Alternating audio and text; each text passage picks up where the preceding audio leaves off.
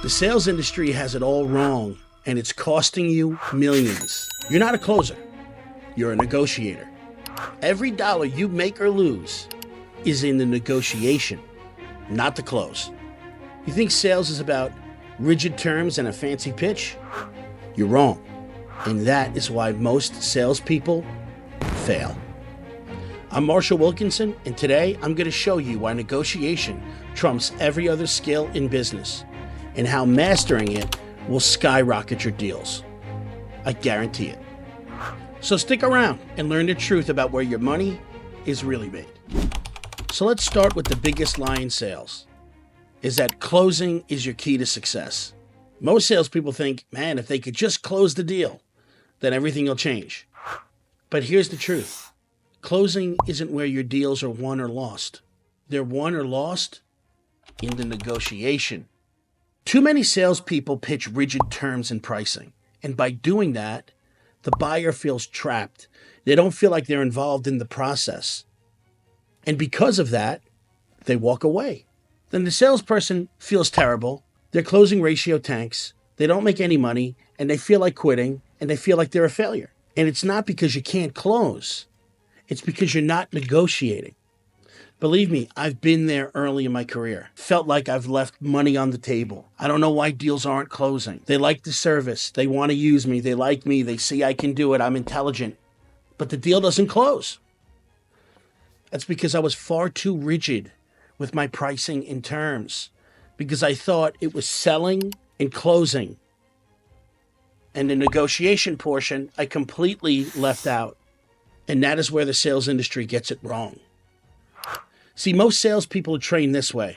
You have an opening of a call, then you ask questions, you gather intelligence, you move into a presentation, you ask for the deal, then you start handling objections and you're looping and you push for a close. This is what everybody's taught. And that's why very few people are ever successful in the business. Listen, guys, it's very easy to create good feelings, to build rapport, ask questions, and to make a good presentation. Most people are really good at that. It's the secondary portions, the most important part of the deal, that everybody fails at, because you're trying to force someone into a rigid box of price and terms. And you're going to always get stiff-armed with I need to talk to my accountant. I need to talk to the controller. I need to think about it. I need to talk to my wife, because they're not involved in this process. You're trying to jam them into a rigid box. And this is why you're failing. See, closing really is getting a person to say, you know what? You've opened my eyes. This makes sense. I see the benefit of it. I want to do business with you, but, and that but is where the negotiation should kick in. Bring them into you. Okay, when you guys are in a dispute and you're having a battle of wits, you're never going to get an agreement. You need to stay in agreement with people. So bring them closer instead of stiff-arming them. Let's work together. Let's structure something that makes sense for both of us. Sound good? Awesome. And then make a proposal and start the negotiation process. Now you're moving the ball forward. They're engaging with you. The more they engage with you and they start talking about and thinking about and justifying in their head doing a deal with you, the greater the odds are of your success. It's that simple. Okay, so most of you guys are confusing closing with really negotiation, and you're too rigid with price and terms, and that's why you're failing. See, once I learned to negotiate, guiding them through price and terms, my prospects felt heard. And when they felt heard, they were engaging with me, and we were able to move the ball forward. And I was able to close 80% more deals than I was prior. And that changed my entire life, changed my entire trajectory. That's when I went from being a closer to a negotiator. See, negotiation isn't the last step. It's the foundation of every successful deal. And in a moment, I'm going to show you how I use negotiation to turn a $250,000 deal into a mutually beneficial win without losing a dime. Here's why negotiation trumps every other skill.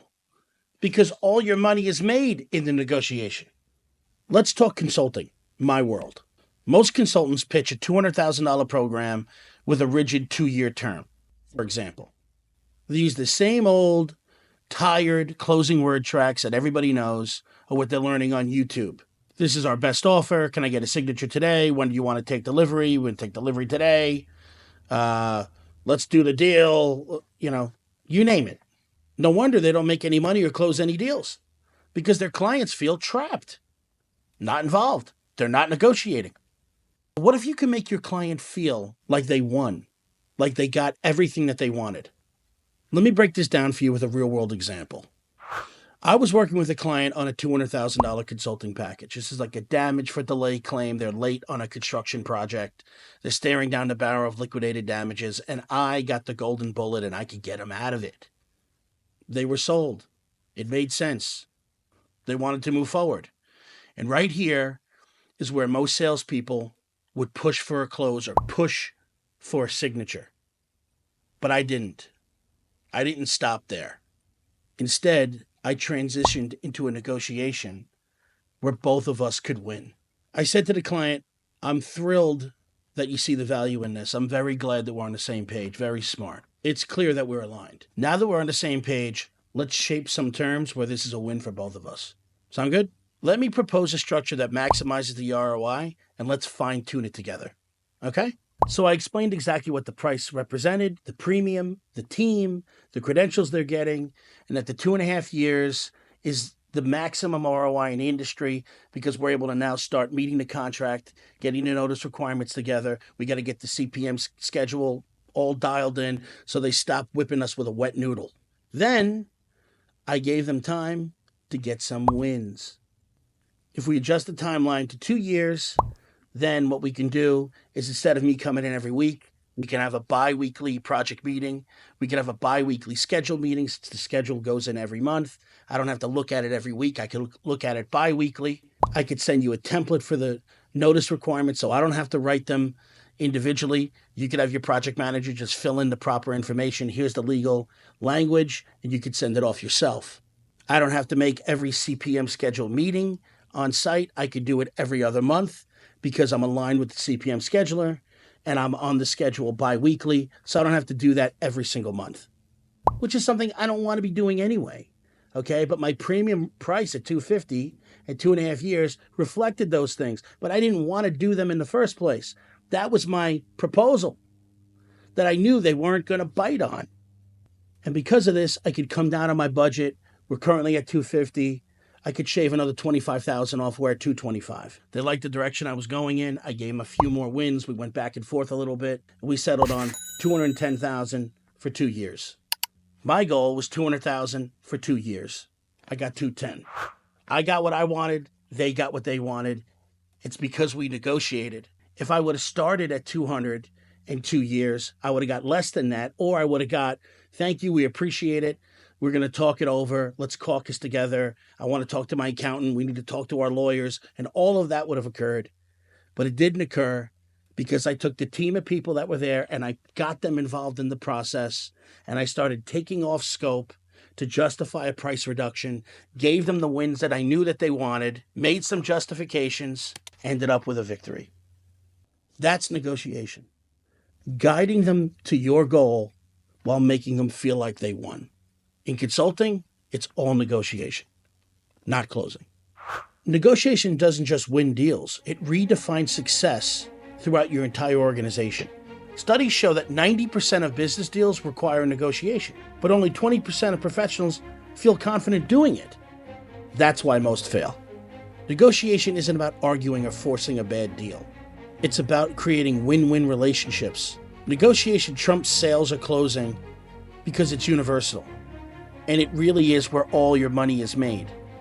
It is where the transaction is actually done, where it really occurs. The sales industry focuses on the end game, closing. But I think they have the nomenclature and the understanding of closing wrong. Negotiation is the game itself. So master it, and you'll master business. Want to learn how to negotiate like a pro? I have a negotiation quiz that'll show you exactly where you stand and how to improve. Click the link in the description below, take the quiz now, and start learning how to close bigger deals today. Remember, in life you don't get what you deserve, you get what you negotiate. Negotiation is everything. See you on the next one.